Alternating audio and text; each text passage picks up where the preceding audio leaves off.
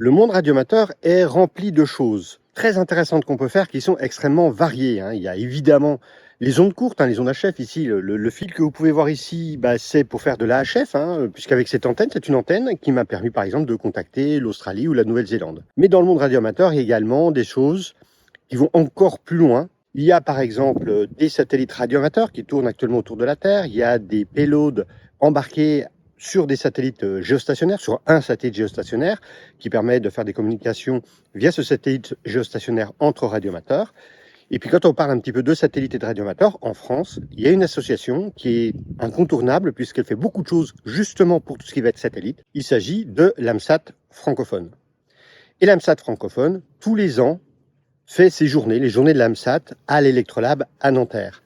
Et cette année, comme les autres années, j'y suis allé, mais cette année, j'ai pris une caméra pour discuter avec les différentes personnes présentes, pour qu'on ait un petit historique de ce que c'est que l'AMSAT, notamment avec son président. L'AMSAT, c'est une longue histoire en fait en France, puisque avant l'AMSAT, il y avait le RAS qui existait et qui a contribué à un projet qui s'appelle Arsène. Donc dans les années 80-90. Ça me rappelle quelque chose. Ça te rappelle certainement quelque chose. Ouais. Et à un moment donné, il y a eu le Radio Club Aérospatial Célois qui était plutôt spécialisé dans les fusées. On a fait une rencontre et en fait c'est agrégé au travers de ce club. En fait, c'était pas un radio club, de ce club. Je dirais des amateurs et des radioamateurs, et on a lancé une idée de projet, et en même temps on a créé en fait la première AMSAT qui s'appelait l'AMSAT France. Et donc ça a donné lieu à un certain nombre de projets comme SatEdu, comme les Sputnik 40-41, IDFIX, qui sont des satellites qui ont été lancés. On a contribué à des projets. Et puis il y a eu l'AMSAT France a été dissoute à un moment donné, et on a relancé en 2011 avec Gérard Auvray l'AMSAT francophone, avec une logique qui était de contribuer, apporter du support aux projets satellites qui étaient universitaires. Donc notamment tout ce qui était CubeSat, et notamment avec Polytechnique, où on avait XCubeSat. Et on a continué à travailler dans cette logique-là, d'apporter du support aux projets étudiants qui ont un rapport et qui respectent bien sûr l'état d'esprit des radioamateurs. Donc ça, c'est un des axes qu'on a développé au travers de l'AMSAT francophone. Le deuxième axe, c'est le côté éducatif, et notamment au travers d'ARIS, pour faire promouvoir en fait les contacts entre les radioamateurs, les écoles et la Station spatiale internationale. Donc il y a eu 2 fois Pesquet qui est monté à bord de l'ISS, et donc on a fédéré un certain nombre de projets d'école, et il y a eu le groupe de travail ARIS francophone qui a été créé avec le REF pour supporter l'ensemble de ces activités. Et notre savoir-faire a été reconnu, puisqu'en fait, on nous a demandé d'aider à faire les contacts écoles via QO100, mais dans le cadre de l'expédition Crozet. Et il y a un troisième axe qui est la vulgarisation en fait de l'activité radioamateur par satellite. Et ça se fait au travers, je dirais, de conférences, mais surtout aujourd'hui les journées de l'AMSAT, ce qu'on appelle les rencontres spatiales radioamateurs. On est à la 7e édition. Et là, on met ensemble à la fois des radioamateurs, à la fois des gens qui sont des Arcaspace, de Fab Lab, etc., et aussi des gens qui viennent des universités, des écoles. Et ça fait un mix.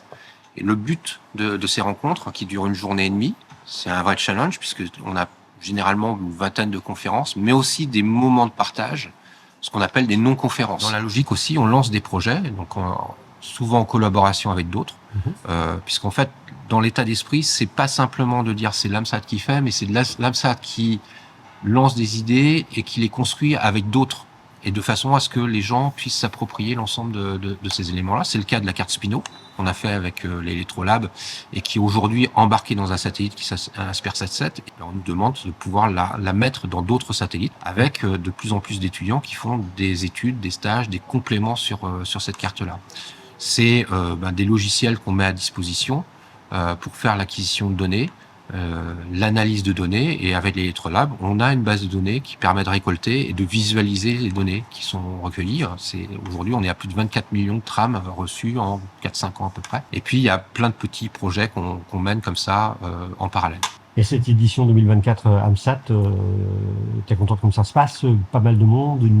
Oui, alors c'est très intéressant, parce qu'on a eu les rencontres avant Covid, Et puis là, c'est l'année où on sent qu'on est quasiment, voire même au-delà de ce qu'on avait comme affluence avant le Covid. Donc oui, très satisfait. Il y a aussi des nouvelles personnes qui viennent.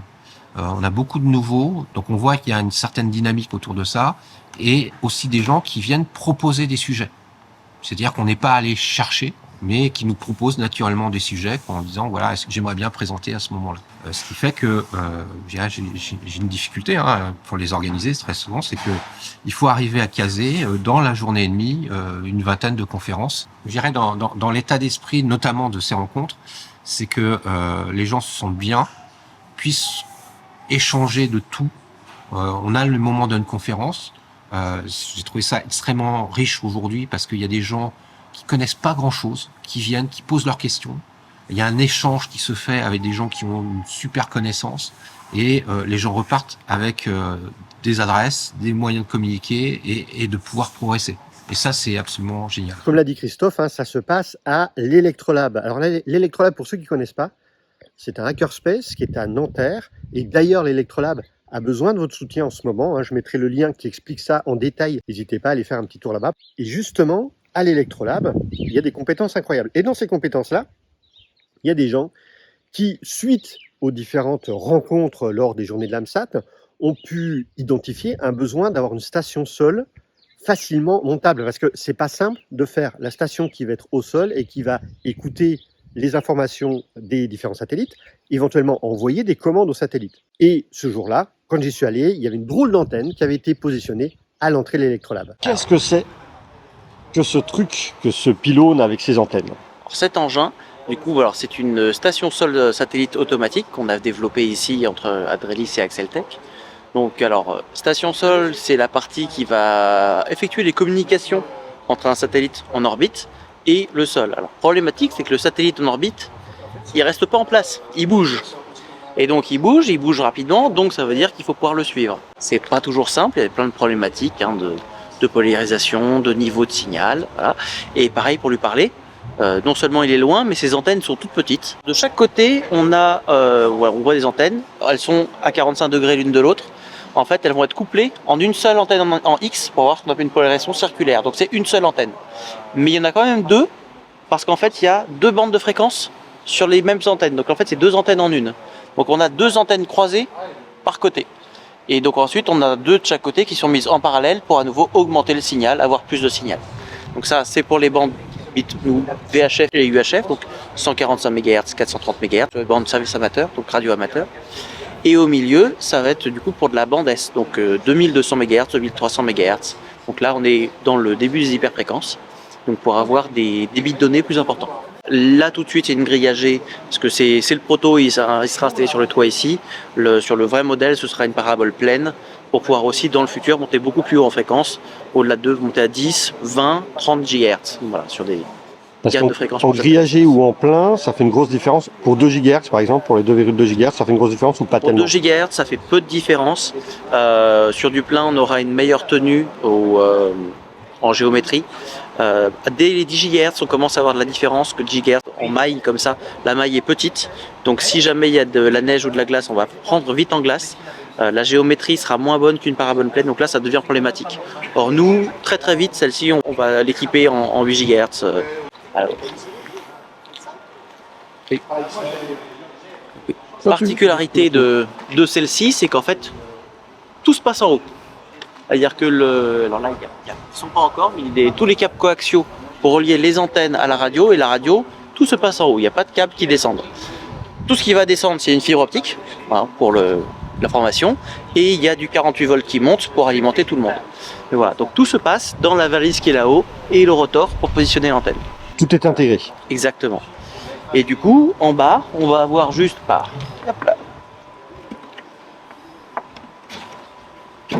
on va avoir juste la partie puissance, donc avec une alimentation, comme on disait, 48 volts, et après, un switch pour convertir de la fibre optique en réseau RJ, ou repartir en fibre optique, brancher une caméra, une passerelle Modbus pour mettre de l'équipement.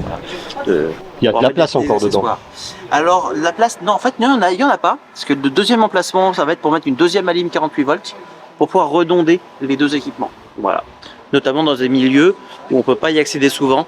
Donc voilà, Oui, c'est mieux s'il y en a deux, effectivement. c'est ça. Et alors, évidemment, comme le satellite bouge dans le ciel, il va falloir que les antennes suivent le satellite. Donc, il y a un mouvement qui est site azimut. Il y a un mouvement site azimut du coup avec un rotor qui est développé à partir d'un positionneur de panneau solaire sur lequel on vient ajouter alors une commande avec un tracking et un asservissement et des capteurs de position pour être sûr d'être en absolu avec des sécurités pour ne jamais arracher ses câbles, ce qui arrive trop souvent. Et d'autre part, sur le type de pilotage, on a deux modes. Un mode où on utilise les libs libres, donc en fait on a un mode serveur app lib, de la même manière que n'importe quel rotor, vous allez pouvoir le piloter, mais aussi avec un autre mode où vous allez pouvoir envoyer directement la carte de commande, ce qu'on appelle les TLE, donc les données orbitales du satellite, et la carte va calculer l'orbite théorique du satellite pour aller suivre le satellite de manière autonome. Satellite ou certains corps stellaires. Alors si vous voulez suivre la Lune, on peut aller suivre la Lune directement. Là, on pense aux gens qui font de l'EME. Ouais, alors il fait trop mauvais, hein. Je me suis remis à l'intérieur. L'EME, c'est quoi? L'EME, Earth, Moon, Earth, la Terre, la Lune, la Terre.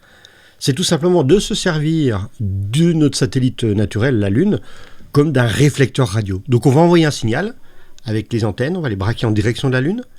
On va envoyer pas mal de puissance quand même. Notre signal va donc effectuer 350 000 km, 380 000 km en direction de la Lune. Il y a une partie du signal qui va être renvoyée depuis la Lune comme un radar, hein, en direction de la Terre, refaire 350 000 km et on va recevoir le signal en réception de l'autre côté. Comme la Lune est assez éloignée de la Terre, hein, donc à peu près 380 000 km si je ne dis pas de bêtises, eh ben ça va permettre que deux points assez éloignés de la Terre puissent communiquer entre eux en passant donc par la Lune. Il faut quand même une très très belle installation pour faire ça et je remercie particulièrement les amis Christophe et Sylvain Zenos pour avoir bien voulu répondre à mes questions et m'expliquer tout plein de choses. Je remercie énormément également l'Electrolab. L'Electrolab, comme je l'ai dit, ils ont besoin de vous. N'hésitez pas à les regarder. Le lien que je vais mettre dans la description de cette vidéo pour que vous puissiez voir si vous avez la possibilité de les aider un petit peu. C'est un lieu qui est absolument extraordinaire. C'est un lieu qui, je pense, est unique en France. Et ça serait vraiment, vraiment dommage que ce lieu-là s'arrête. Ça peut arriver, mais ça serait vraiment dommage. En tout cas, moi j'espère que ça vous a intéressé. N'hésitez pas à partager la vidéo avec d'autres personnes que ça pourrait intéresser. Et puis moi je vous dis à la prochaine. Ciao les geeks!